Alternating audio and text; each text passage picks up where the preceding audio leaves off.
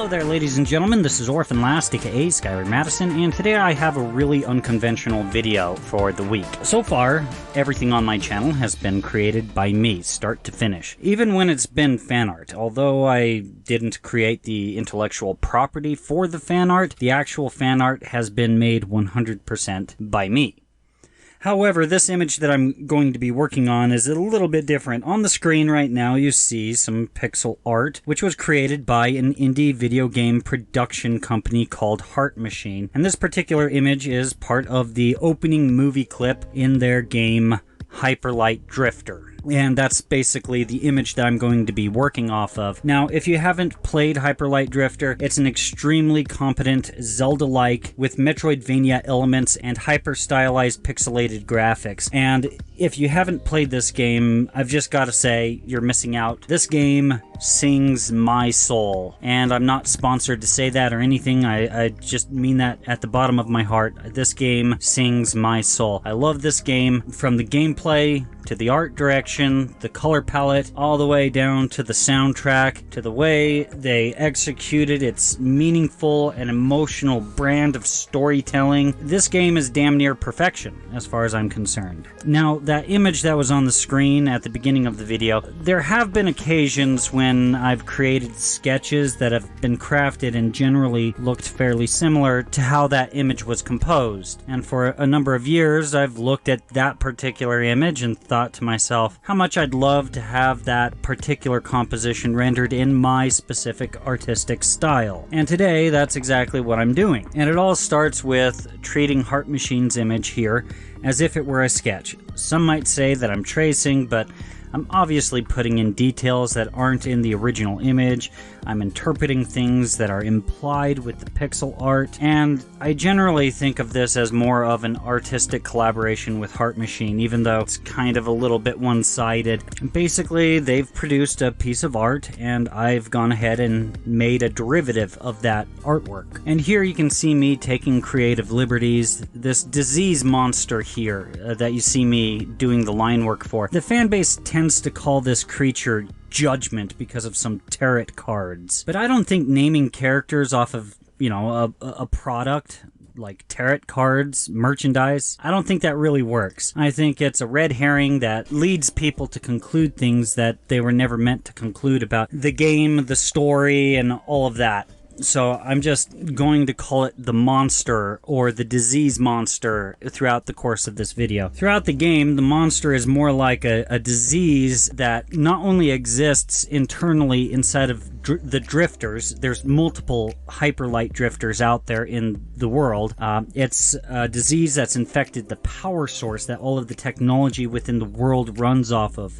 And it has therefore infected the technology as well, or at least this is how I interpret the story. There's not a single word mentioned throughout the entire game. There's not even one bit of text throughout the entire game. And so a lot of the story is up for interpretation. That doesn't devalue the story at all, but it actually creates a sense of discovery. But I'm kind of digressing here a little bit. So this monster never truly has a formal anatomy. Sometimes it seems humanoid, while other times it seems to just be an abstract set of tentacles, a strange square for a face, and horns like a bull. And for this particular image, it seems like Heart Machine opted for the abstract tentacle monster version for this picture. So you can see me making interpretations here and there with my line work, deciding where a tentacle originates from and how I'll follow it throughout the monster's structure. But really the main goal with most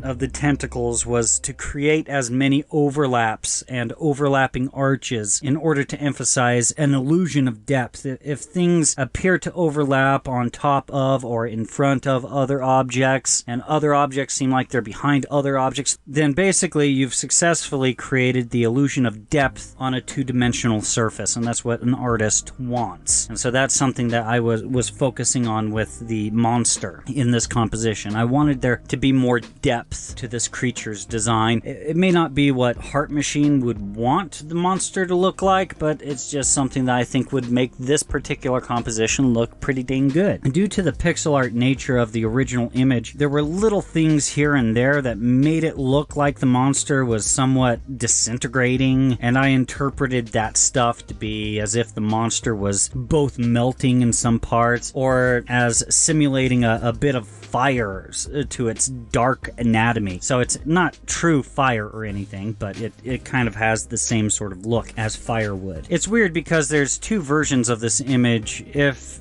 you type into YouTube Hyperlight Drifter OST meaning original soundtrack, you'll see that one of the playlists has this image, and the drifter is actually in a pose that is never seen within the video game. I actually took a screenshot of this image within the game, and I also took another screenshot of the OST playlist's image on YouTube, and I used both of those images, those two versions of this image, as basically the reference or as the sketch of this image. The only thing that I kept from the OST version of this image, though, was actually the angle of the drifter's face. I wanted it to be easily read and understood as an actual face. Sometimes when you cover up a face with armor, a face mask, and a hood, and then you have that face looking away from the camera, sometimes it's less convincing as being a face. It's more difficult to communicate that that's a face to anyone that looks at the picture, and so I decided to use the OST version's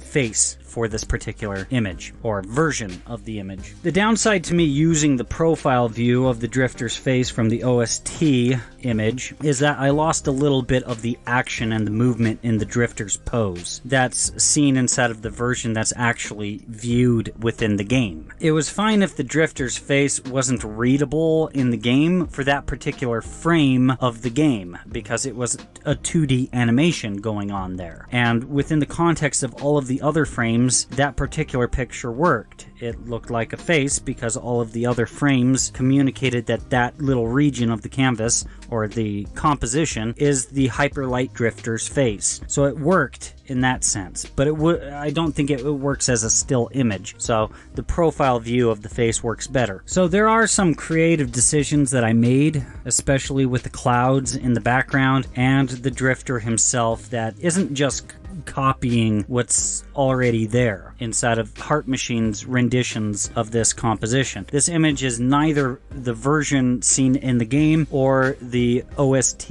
version. It's neither one. If someone was shown all three versions of the picture separately, and let me emphasize, they see it like each version separately within the course of a number of minutes, they would say that all three pictures were the same picture, the exact same composition, everything. They would say that everything was exactly the same, except that one of the two versions, they would say that there were only two versions of the image. One of the two versions looked significantly different than the other. One was pixelated, one wasn't. But there's actually three versions. And if you were to show all three versions of the pictures side by side instead of showing them separately to somebody, if someone could see all of them side by side next to each other, just about everyone would notice that the composition is nearly the same in all three, but that the drifter is different in each version. This is also right after the drifter coughed out blood inside of the opening scene of the game, and so I decided to have some blood dripping from the drifter's mouth and hand, and so that kind of influenced some of the decisions of what's going on with him, I guess. Then I started selecting the monster. Now, the selection process can sometimes just wind up taking an extremely large amount of time,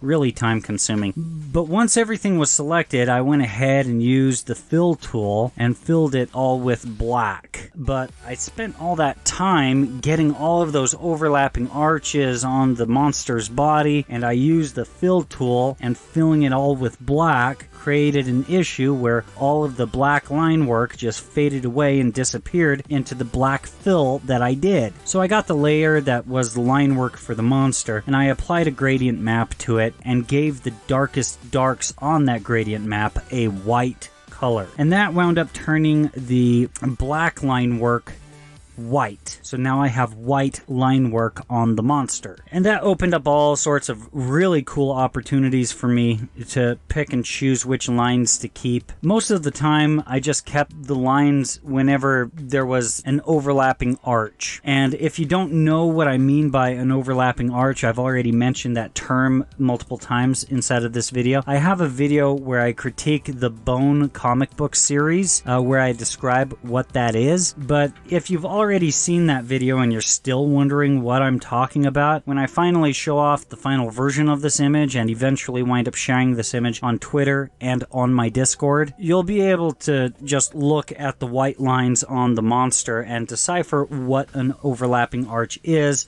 just by studying those white lines on the monster, because that's what 90% of those white lines on the monster are, overlapping arches. Okay? Then came the time to color the image. For this image, I tried to color as much of each thing with just one layer, and generally I found that that was a bit of a mistake, because I did wind up actually using the smudge tool in concert with my selection stenciling technique and a feathered brush in order to create little nice gradients here and there. But whenever I used the smudge tool and all the colors were all on one layer, it had a tendency of making the colors a bit transparent, so I could see right through the drifter's leg and see the ground, like details that are on the ground that I put in, right through the drifter's leg, and I didn't like that. And so this produced more work for me in the long run, and not in a good way. It wound up being a little bit annoying. It didn't ruin the image,